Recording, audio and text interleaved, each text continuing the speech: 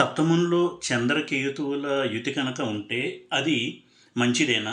అంటే వైవాహిక సౌఖ్యానికి అని చూసినప్పుడు సప్తమంలో చంద్రకేతువుల యొక్క యుతి అనేది కొంతవరకు సివియర్ ప్రాబ్లమ్స్‌ని, తీవ్రమైన సమస్యలు ఇచ్చేటువంటి కాంబినేషన్‌గానే చూడాలి.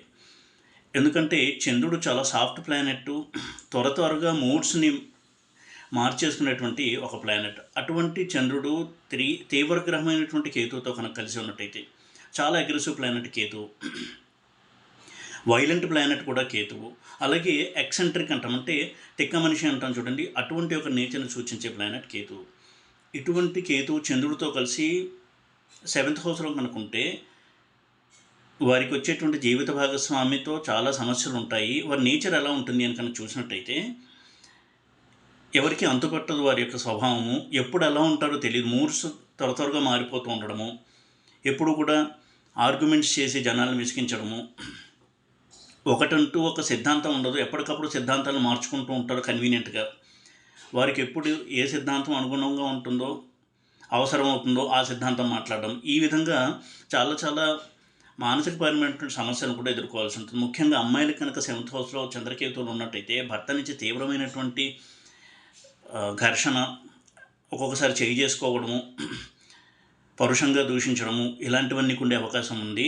అందులోనూ ఈ సప్తమ స్థానం కనుక రవిళ్ళు కానీ కుజుడిల్లు కానీ అయ్యి అందులో చంద్రకేతువులు ఉంటే తీవ్రత మరింత ఎక్కువగా ఉంటుంది. చంద్రుడిల్లు అయినటువంటి కర్కాటకం కూడా సప్తమం అయ్యి అందులో చంద్రకేతువులు ఉన్న ప్రాబ్లమే. అంటే తులాలగ్నం వరకు 7th హౌస్ మేషం అవుతుంది, అది కుజుడిల్లు.